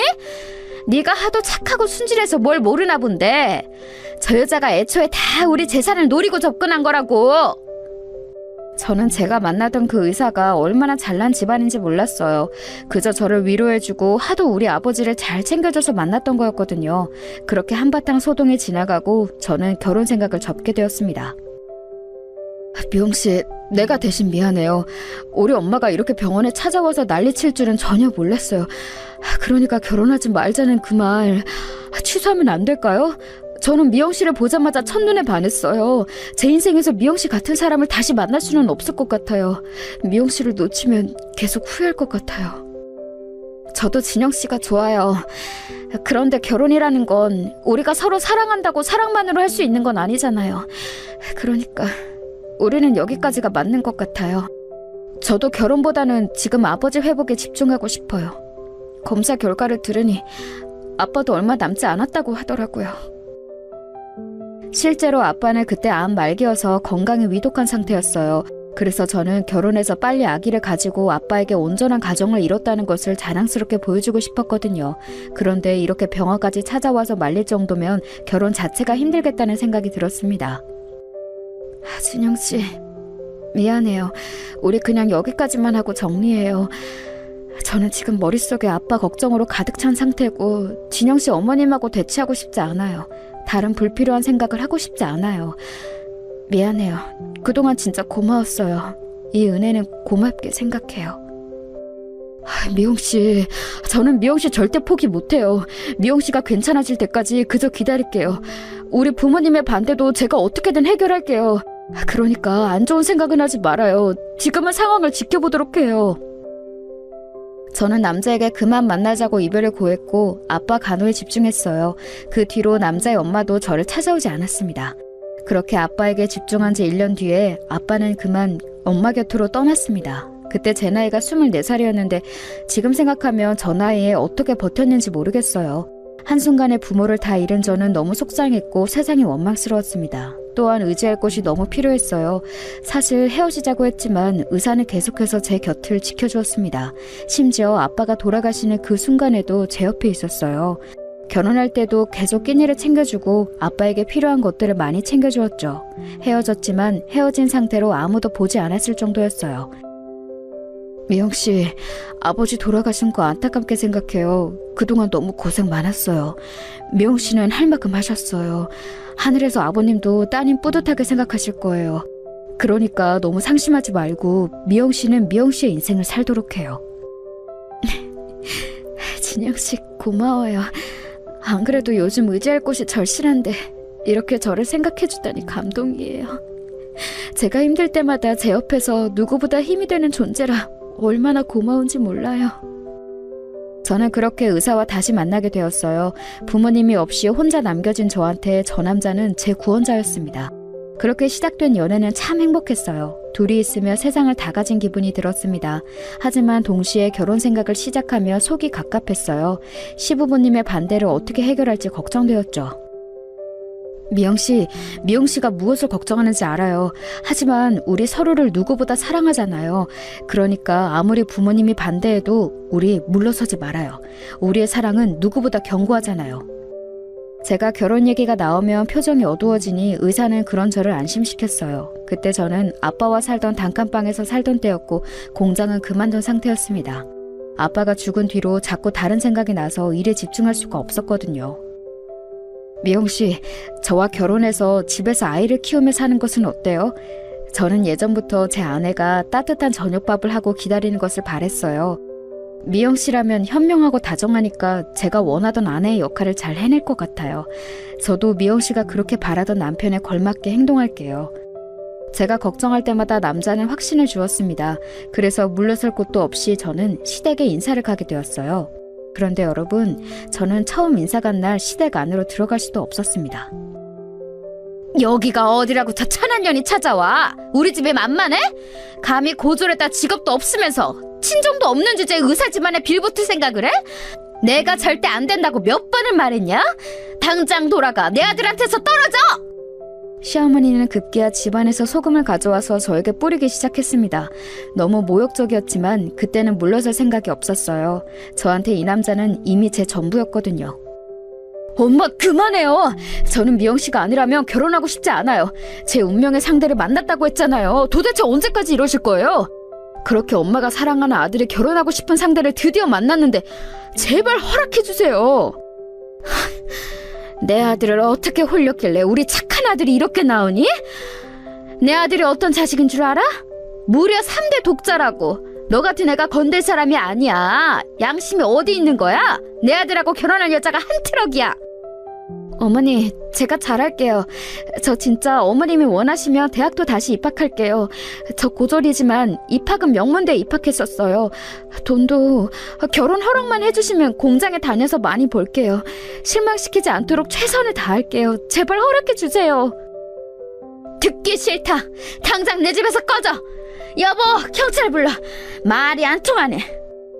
시어머니는 생각보다 반대가 정말 심하셨어요. 결혼 허락을 받으려고 얼마나 애를 썼는지 모릅니다.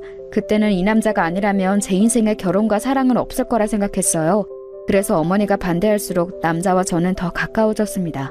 이 고난만 버티면 모든 것이 우리 뜻대로 될 것 같았어요. 결국 1년 동안의 결혼 허락 기간이 지나고 남자와 저는 결혼할 수 있었습니다. 그 비결은 바로 남자가 호기롭게 부모님에게 말했어요. 저 미영 씨와 결혼하지 못한다면 집안 병원을 물려받지 않을 거예요. 지금 다니는 병원도 사직서를 내고 어디 시골에 들어가서 혼자 스님이 되어 살도록 하겠습니다. 이렇게 미영 씨와의 결혼이 간절하고 꼭 하고 싶어요. 의사 면허를 가지고 사직서를 실제로 쓰고 시부모님께 보여줬다고 하더라고요. 결국 시아버지가 본인 병원을 남자가 물려받는다는 조건으로 결혼을 허락하셨어요. 그렇게 결혼에 성공한 저는 이제 행복 시작이라고 생각했습니다. 물론 그 생각은 제 오산이었어요. 왜냐하면 오히려 불행이 시작되었거든요. 너는 의사 남편을 두었으면 당연히 새벽 4시에 일어나서 아침밥을 할 생각을 해야지. 지금이 몇 시인데 퍼질려 자고 있니? 나 같으면 내 인생에 의사 남편이 나타났으면 황송해서 잠도 못 잤을 텐데 너는 속도 좋다. 시아버지는 결혼 허락을 하시며 남편과 제가 꼭 시댁에서 같이 살길 원하셨어요. 그래서 살던 단칸방을 정리하고 시댁에서 신혼생활을 시작했는데 너무 힘들었습니다. 시어머니는 결혼 전부터 저를 마음에 들어하지 않으셨잖아요. 결혼식을 올리고 같이 산 뒤로는 더욱 심해졌어요. 특히 남편이 없으면 저를 더 대놓고 싫어하셨습니다. 남편이 있어야 그나마 대놓고 욕하거나 뭐라 하지 않으셨죠. 그래서 저는 집에서 항상 남편이 집에 오길 바라고 말았어요. 너 지금 뭐 하는 거니? 지금 너는 음식이 입으로 넘어가? 당장 내일이 제삿날인데 재료도 다듬고 손님 받을 준비를 해야지. 친척들이 다 오시는데 이렇게 한가하게 앉아서 밥을 먹을 때야? 아휴, 이래서 근본 있는 집안의 사람을 들여야 하는 건데. 심지어 시댁은 제사가 1년에 무려 14번이나 있었어요. 제삿날마다 온 친척들이 다 시댁으로 방문했습니다. 그 제사의 음식은 오로지 저 혼자 감당해야 했어요. 너무 힘들었는데 여기다 시부모님의 생신 그리고 명절까지 있는 달이면 잠을 자는 것이 아니고 기절하듯 잠들었답니다. 이렇게 힘든 날이 연속으로 지속되자 저는 점점 살이 빠지게 되었어요.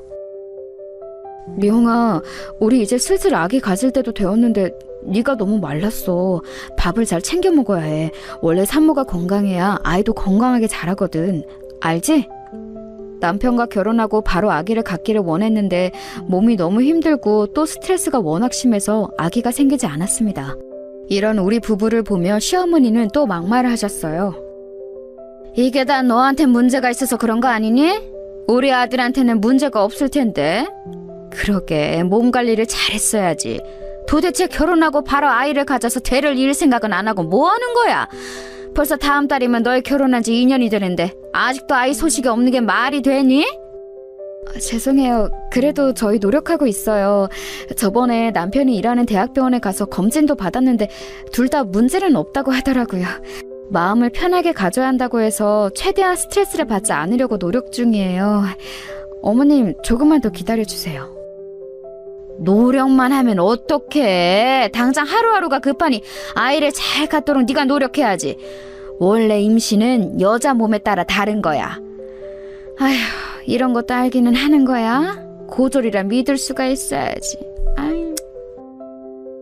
시어머니는 남편이 없으면 저를 앉혀놓고 종일 이런 자른 소리를 계속하셨어요.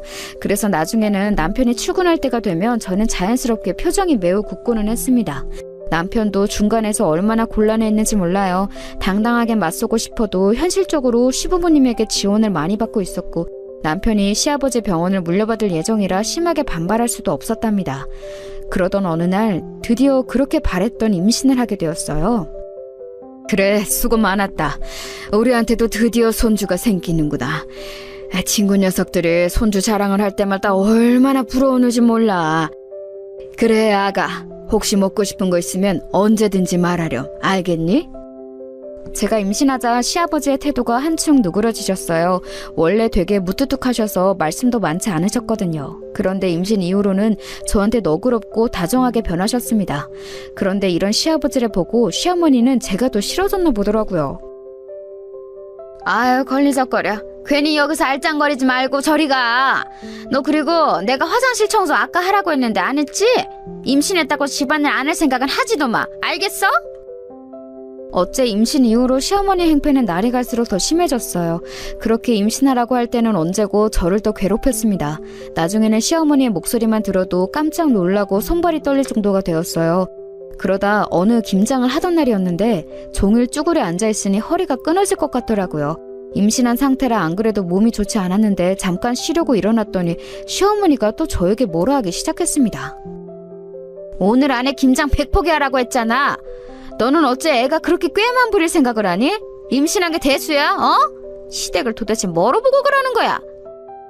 어머니, 그게 아니고 제가 지금 너무 허리가 아파서요. 10분만 쉬고 바로 다시 할게요. 어머니! 내 배! 어떡해!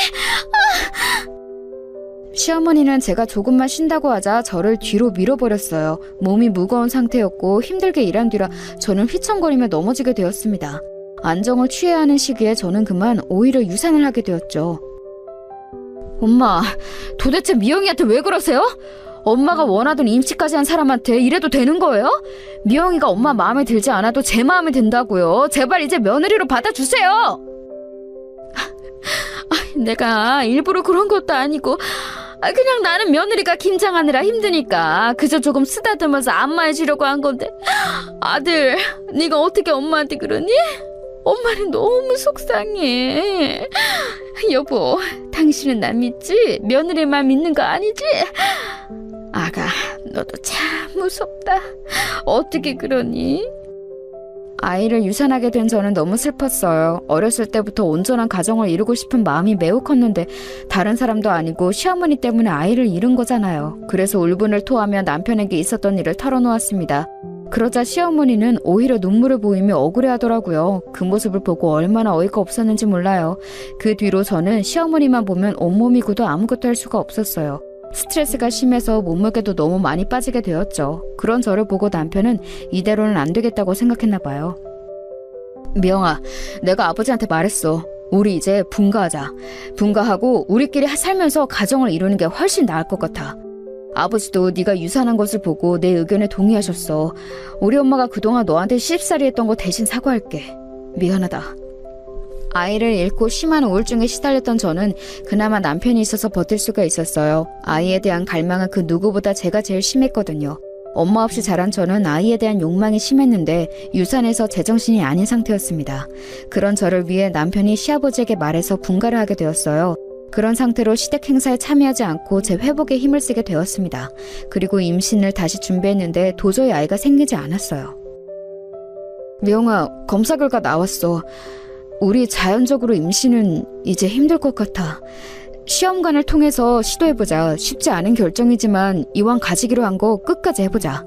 미영이 너와 나 사이에 아이가 생긴다면 정말 행복할 것 같아. 여보, 나 이번에 만약 아이가 생기면 진짜 최선을 다해서 키울 거야. 내가 얼마나 아이에 대한 욕망이 심한지 알지? 시험관? 나는 아무 상관없어. 우리가 아이를 가질 수만 있다면 더한 것도 할 수 있어. 자연적으로 임신은 더 힘들다는 검진 결과가 나왔고 남편과 저는 시험관으로 아이를 가질 준비를 시작했어요. 자연 임신이 힘든 만큼 시험관 임신도 참 힘들었습니다. 하지만 그럴수록 남편과 저는 서로를 의지하며 버텼어요. 그리고 마침내 시험관으로 힘들게 아기를 가지게 되었습니다. 그래, 우리 아들하고 며느리 둘 다 고생 많았다. 이번에는 부디 몸조리를 잘해서 출산까지 아무 일 없이 건강하게 낳도록 하자. 명희, 네가 힘들면 우리 집 행사에 임신기간 동안 오지 않아도 된다. 시아버지는 그런 저를 위해 무려 제사와 명절 때도 원할 때만 오라고 하셨어요. 저를 생각해주신 시아버지 덕분에 저는 아주 편하게 태교할 수 있었습니다. 이 점이 시어머니의 심기를 건들 줄은 전혀 몰랐죠. 그 상태로 저는 아이를 출산했는데 아이의 성별은 딸이었어요. 사실 저는 속으로 내심 딸이 태어나길 원했습니다. 왜냐하면 같은 성별이라 공감대도 더 많아 보였고 말도 잘 통할 것 같았거든요. 그래도 만약 아들이 태어났어도 실망하거나 그러지는 않았을 거예요. 너무 바랬던 아이라 성별이 크게 중요하지 않았거든요. 물론 딸이라면 더 좋았겠지만 아들이어도 싫지는 않았을 거라 확신해요. 남편도 저와 같은 마음이었습니다. 아이야 가질 수 있으면 더 가져도 되는 거니까요. 그런데 시어머니는 전혀 아니었나 봐요. 대를 이어야 하는데 무슨 딸을 낳니? 아유, 아들을 낳아야 네 남편을 이어 의사가 되어 병원을 이어봤지. 딸을 낳으면 그게 무슨 소용이야? 다음에는 노력해서 아들을 가져라. 어머니, 그래도 딸도 소중한 자식이잖아요. 딸도 귀엽고 예쁘니까 너무 미워하지 마세요. 우리 영지 남편 닮아서 눈도 크고 예쁘잖아요? 대를 잇는 건 아들이야. 아우, 꼴도 보기 싫으니 저리 치워라. 임신기간 내내 시댁은 오지도 않더니 그래놓고 낳은 건 딸이야? 참 기가 막혀. 시어머니는 우리 딸들 대놓고 미워하셨어요. 시아버지가 그래도 딸을 예뻐하셔서 시댁에 시간이 나면 자주 갔는데 시어머니는 한 번도 우리 아이를 안아준 적이 없습니다. 애가 울음소리가 큰 거 보니까 크게 될 아이인가 보다. 우리 진영이를 따라 의사가 되면 얼마나 좋을까. 요즘은 여자 의사도 많으니까 기대가 된다. 여보, 무슨 소리를 하는 거야? 당연히 아들이 이어야지. 다음에는 아들을 낳을 수 있을 거야. 그리고 아기 너무 그렇게 안고 있지 마. 버릇 나빠지니까. 여자 목소리가 원래 담을 넘으면 안 되는 건데 쟤는 누구 닮아서 저렇게 울음소리가 큰 거야? 엄마, 그래도 제 자식인데 예뻐해 주세요. 아들이 아니어도 딸도 요즘은 대를 잇고 그래요. 아기도 사람이라 다 감정이 있는데 너무 미워하면 명지도 상처받아요. 상처를 받고 말고 그게 뭐가 중요해. 중요한 건 바로 아들이 아니라는 거지. 아우, 됐다. 나는 할 말 없다. 보기 싫으니 내가 피해야지. 시어머니는 급기야 나중에는 제가 딸을 데려가면 방으로 피신하기도 하셨어요. 제가 만약 혼자 방문할 때는 제 얼굴도 보지 않으셨죠. 저도 사람이라 당연히 상처를 받았습니다. 하지만 시어머니는 그런 제 반응을 신경도 쓰지 않았고 심지어 딸이 크면서 더 미워하는 게 심해졌습니다. 그러다 제가 더는 못 참고 이혼하게 된 계기가 발생했어요. 그날은 명절 전이라 제가 미리 가서 음식을 준비하고 있었습니다. 딸이 그때 8개월이라 많이 어렸어요.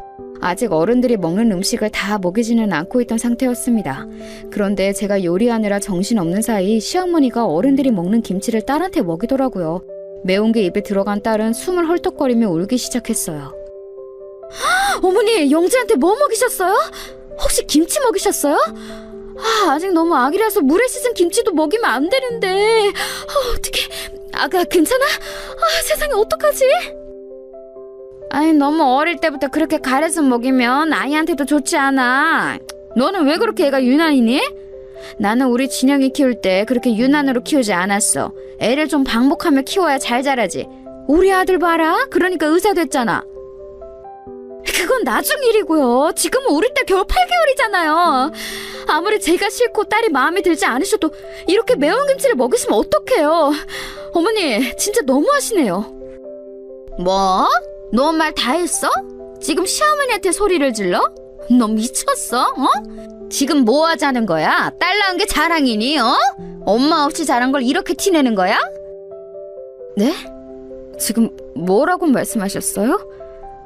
어머니, 말씀이 매우 지나치시네요. 아무리 그래도 그런 말을 저한테 어떻게... 어머니가 저 마음에 들어하지 않는다는 거 저도 아는데요. 그래도 이러시면 안 되는 거죠. 내가 없는 말을 지어냈냐? 네 딸도 너처럼 잘하는 거 아니니? 아유, 꼴도 보기 싫어. 저는 시어머니의 막말에 너무 큰 상처를 받았어요. 충격의 눈물이 하염없이 흘렀는데 시어머니는 그런 제 딸과 저를 꼴도 보기 싫다고 하셨죠. 순간 머릿속에 많은 생각이 스쳐 지나갔습니다. 제가 아무리 정상적인 가정을 꿈꾼다고 해도 이런 시어머니와 남은 인생을 함께할 수는 없었어요. 우리 딸한테도 그건 못할 짓이라고 생각했죠. 남편과의 관계도 문제가 없었고 시아버지는 다정했지만 시어머니를 더는 견딜 수가 없었습니다. 그렇게 저는 이혼을 하게 되었어요. 미영아, 내가 입이 10개라도 할 말이 없어. 나는 너와 이혼하기 싫어. 그런데 내가 하기 싫다고 상처받은 너를 붙잡는 것은 너한테도 못할 짓이라고 생각한다.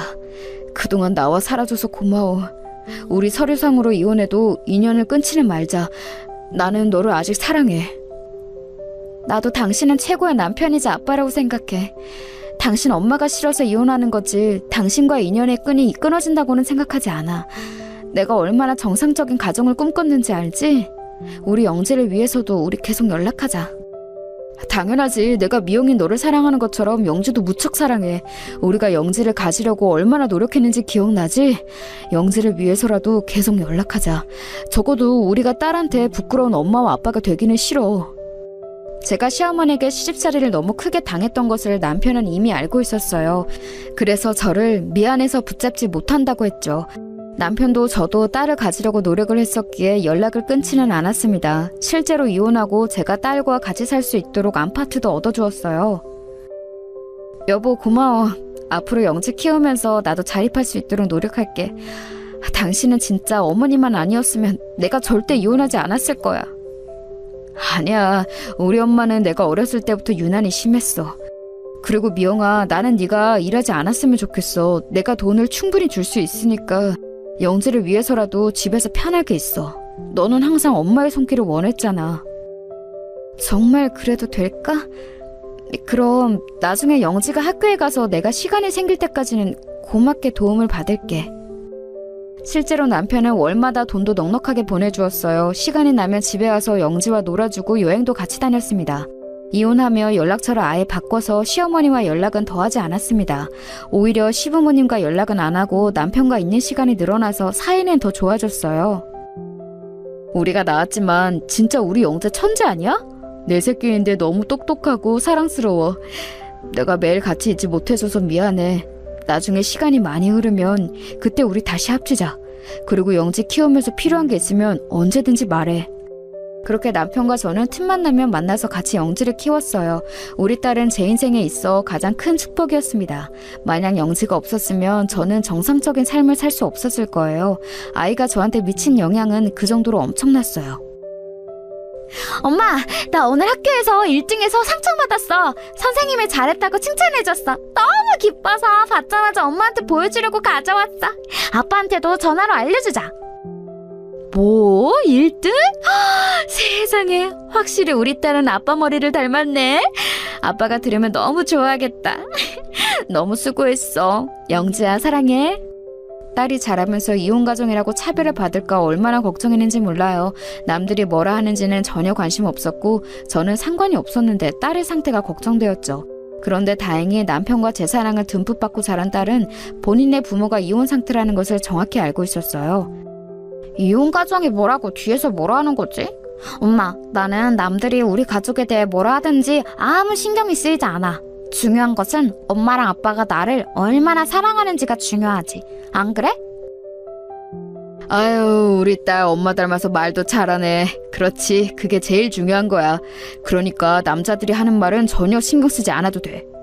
영재야, 뭐 필요한 거 없어? 아빠가 다 사줄게. 이혼했어도 일주일에 적어도 3번은 만나던 사이라 남편과 사이는 아주 좋았어요. 남편도 딸을 무척 사랑했고 딸도 이혼한 부모지만 다 이해해 주었죠. 심지어 딸은 아주 똑똑해서 학교에서 성적도 높게 받았습니다. 진짜 저는 우리 영지를 키우는 재미로 살았다고 해도 과언이 아니에요. 애지중지 키운 우리 딸이 고등학교를 졸업하던 날에는 제가 다 눈물이 나오더라고요. 엄마가 왜 울고 그래? 나는 눈물이 안 나와. 그동안 나 키우느라 고생했어. 그러니까 그만 울어. 내가 너를 어떻게 가지고 낳아서 키웠는지 갑자기 실감이 나. 우리 영지가 이제 성인이라고? 그렇게 작던 네가 성인이라니 엄마는 너무 기뻐. 여보, 당신도 믿기지 않지? 우리 딸이 성인이래. 우리가 영지를 가지기까지 얼마나 많은 일이 있었어. 그러니까 말이야, 감회가 새롭다. 그래도 결과적으로 우리가 이렇게 다 건강하고 행복하게 사니까 얼마나 다행이야. 나는 미영이 네가 행복하면 나도 좋아. 딸은 서울에 있는 명문대학에 입학했어요. 워낙 똑똑한 아이라 대학에 가서도 장학금을 타기도 했습니다. 열심히 공부도 하고 연애도 하던 딸은 우수한 성적으로 졸업했어요. 제가 대학을 졸업하지 못했던 것을 기억하시나요? 그래서 딸이 대학을 졸업할 때도 감회가 새로웠답니다. 이렇게 영지는 저한테 딸이자 제 인생의 전부였어요.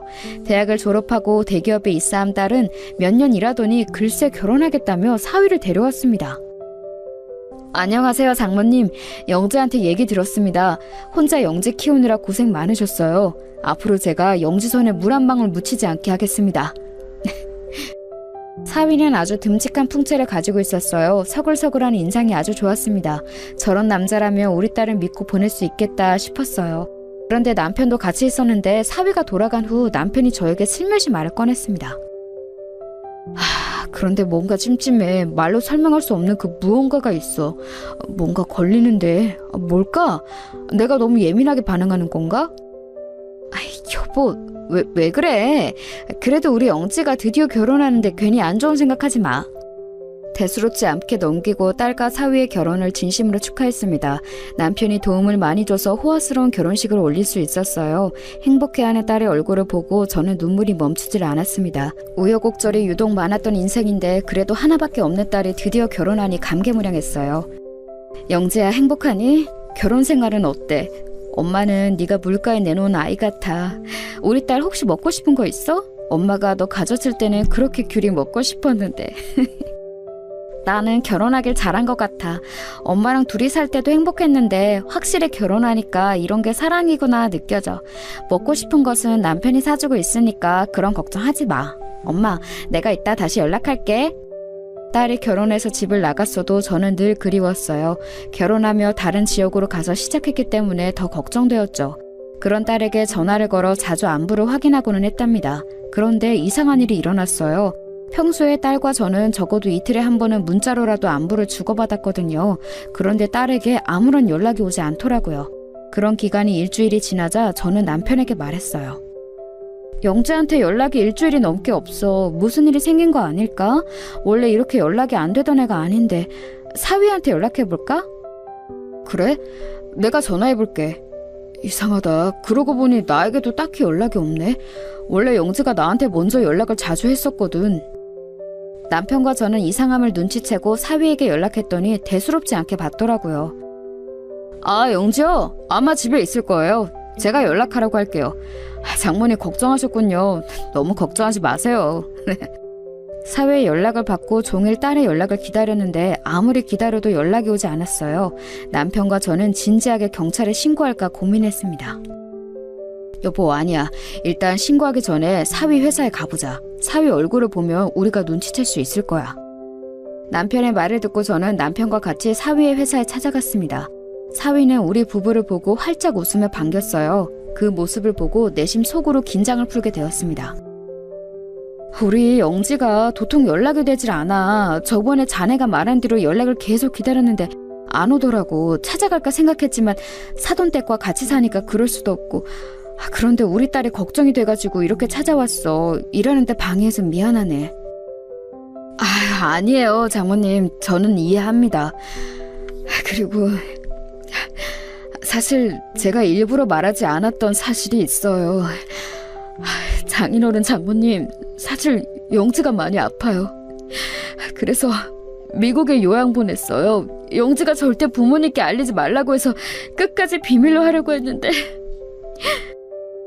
뭐라고? 그게 무슨 말인가? 아니, 우리 영지가 어디가 아파? 자세히 말해보게. 나는 처음 듣는 내용이야. 큰 병원에서 검진했는데 영지의 몸에 악성 종양이 있다고 하더라고요. 그래서 영지가 의사인 아빠에게 알리기 싫다며 미국으로 갔어요. 영지, 그래도 내년에 다시 한국에 올 거니까 조금만 기다려주세요. 급기야 사위는 얼굴을 손에 묻고 오열하기 시작했어요. 저는 너무 놀라 사실이 믿기지 않았습니다. 우리 딸이 아픈지도 모르고 저는 연락을 기다렸던 거였어요. 그렇게 남편과 사위의 회사를 나오는데 그 순간이었습니다. 여보, 이상해. 아무리 생각해도 이건 말이 되지 않아. 내가 지금 병원을 운영하고 우리 아버지도 병원장이었잖아. 영지 우리 병원에서 최첨단으로 건강검진을 매년 받아. 아무 이상이 없었는데 결혼하고 갑자기 악성종양? 내가 아까 병명을 물어봤는데 대답하지 못했어. 이건 분명 우리 딸에게 무슨 문제가 있는 거야. 뭐? 그러면 어떡해? 우리 영지 어떡해? 경찰에 신고해야 할까? 아니, 그건 너무 섣부른 선택이야. 일단 우리끼리 해결하자. 그래야 오히려 우리 딸의 안전을 보장받을 수 있어. 여보, 좋은 생각이 났어. 우리가 사돈댁에 불시에 방문해서 카메라를 설치하는 거야. 남편과 저는 더는 지체하지 못한다고 판단했어요. 그래서 소형 카메라를 구입해서 무작정 사돈댁을 방문했습니다. 어머, 여긴 어쩐 일이세요? 잠시만요. 집이 더러워서요. 조금만 기다리세요. 금방 열어드릴게요. 사돈은 우리를 보자 심하게 당황했어요. 연락도 없이 불쑥 찾아가는 행동이 예의가 없다는 것을 알고 있었지만 그때는 그런 게 신경이 쓰이지도 않았습니다. 20분 정도 기다린 후에 사돈댁으로 들어갔더니 우리 딸의 흔적은 보이지 않았어요. 제가 사돈과 얘기하는 사이 남편은 몰래 잘 보이는 곳에 카메라를 설치했습니다. 그리고 여러분, 믿을 수 없는 일이 일어났어요. 남편과 저는 그날 밤 바로 우리 집으로 와서 노트북에 카메라 원격 조정하고 지켜봤습니다. 그런데 노트북으로 보이는 화면을 보고 저는 너무 놀라서 말을 할 수가 없었어요. 야, 너희 부모 오늘 왔다 갔던 거 알지? 적당히 네가 아파서 외국 갔다고 했으니까 나중에 연락 오면 그렇게 말해. 알겠어? 빨리 청소하고 빨래 하라고. 화장실 청소 안 해? 아까 회사로 찾아와서 얼마나 놀라는지 몰라. 장인어른은 의사라더니 그렇게 시간이 많나? 전현하고 최대한 연락 못하게 해. 엄마가 잘 감시하란 말이야. 나중에 우리가 그 병원 구워 삶아서 차치한 다음 행하자고. 좋아. 돈이 역시 최고야. 그렇지? 우리 똑똑한 아들 덕분에 엄마가 인생 피게 생겼다. 사돈과 사위는 우리 딸에게 서슴없이 욕설과 더불어 막말을 내뱉었습니다. 우리 딸은 기가 팍 죽어서 집안일을 하녀처럼 하고 있었어요. 제가 이혼한 이유가 시어머니의 못된 시집살이 때문이었잖아요. 그래서 그 광경을 보고 저와 남편은 이를 갈며 바로 우리 딸을 구하러 사돈댁으로 쳐들어갔습니다. 남편을 보니 손에는 망치가 들려 있었죠. 우리가 문을 쾅쾅 두드리자 분명히 안에 있으면서 인기척을 내지 않더라고요. 이 망할 놈들아, 문 열어! 내 딸 데리고 안에 있는 거 다 알아. 안 열어? 경찰에 신고하기 전에 문 열어! 자식을 구하기 위해 부모는 어떠한 짓도 할 수 있다는 것을 저는 그때 알게 되었어요. 남편은 현관문을 망치로 내리찍어서 문을 열고 들어갔습니다. 엄마, 아빠! 나는 엄마야 아빠가 나 보러 올 줄 알았어. 나 살려줘. 보고 싶었어. 딸은 우리 부부의 얼굴을 보자마자 눈물을 터뜨렸어요. 제가 우리 영지와 함께 눈물을 흘리는 동안 남편은 말 그대로 사돈네 집을 때려 부수기 시작했습니다. 아니 잠시만요. 이거 뭐하는 짓이에요? 장인어른 일단 진정하시고 제 말 들으세요. 누가 당신 장인어른이야? 됐어 이 사람아, 비켜! 이 망할 놈들이 감히 내 딸을 괴롭혀? 당신들 각오해. 남편은 온갖 사돈의 집안 살림을 다 때려 부쉈습니다. 저도 지켜보는 것만으로도 얼마나 뿌듯하고 통쾌했는지 몰라요. 말리는 사위와 사돈에게 저는 말했습니다. 당신들 이거 사기 결혼이야. 우리 남편 의사인 거 알지? 카메라에 다 녹화되어 있으니까 각오해. 알겠어? 이 집도 우리 남편이 사준 집이잖아. 결혼 전에 그렇게 잘 보이려고 하더니 다 이런 속셈이 있었어? 아이고 잠시만요. 우리 무슨 오해가 있었던 것 같은데 그게 아니고 아이고 우리가 일부러 그런 게 아니고 오늘만 그랬던 건데. 됐어 꺼져. 우리가 이제껏 지원했었던 거 다 뱉어내. 남편과 저는 하나밖에 없는 우리 딸의 결혼을 위해 많은 돈을 썼거든요. 실제로 사돈과 같이 사는 그 집도 우리 남편이 해준 거였어요. 작정하고 사기 결혼을 한 저 망할 놈의 집안을 용서할 수 없었습니다. 결국 그렇게 집에 있는 모든 것들을 망치로 부수니 마음이 편안했어요. 엄마랑 아빠가 날 구해주지 않았으면 나는 핸드폰도 없이 계속 집안일만 하며 잡혀 있었을 거야. 진심으로 고마워. 역시 가족이 최고야, 그렇지? 망치로 집안을 돌아다니며 때리던 아빠가 마치 슈퍼맨처럼 느껴졌어. 네 아빠가 다른 사람을 몰라도 영지 너한테는 언제나 진심이잖아. 엄마랑 아빠는 너를 위해서 그 무엇이든 할 수 있어. 그 사기꾼들은 잊고 이제 우리 딸의 인생을 살도록 하자. 딸은 다행히 남편과 제 극진한 간호 덕분에 금방 정신적인 충격에서 벗어날 수 있었어요. 그 뒤로 당연히 이혼했고 지금은 저와 함께 행복하게 살고 있답니다. 결혼하지 않고 저와 평생 살 거라는데 미래는 모르는 거겠죠? 여기까지가 제가 준비한 사연인데 재밌게 들으셨나요? 들어주셔서 감사합니다. 저는 딸과 남편과 남은